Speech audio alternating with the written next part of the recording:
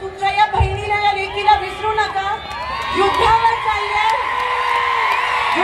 चालले तुमच्या आशीर्वाद घेऊन राहिले.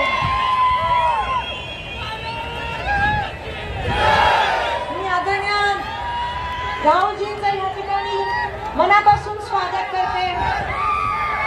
आपल्याला एकत्र राहून जे 10 वर्ष या भारतीय जनता पक्षाने सोलापूरला मागे नेलं, आपल्याला बदला घेऊन आता सोलापूरला प्रगतीच्या पथावर आणायचंय. धर्म जात पात ची कीड जी बीजेपीने लावली आहे या देशाला, ती मुळापासून उपटून टाकवायची आणि त्यांना दाखवून द्यायचे की आम्ही सगळे एक आहोत आणि सोलापूरची संस्कृती आणि सोलापूरची परंपरा आपण जपायची. मी आदरणीय राहुलजींचं मनापासून स्वागत करते. राहुलजी तुम आगे बढ़ो.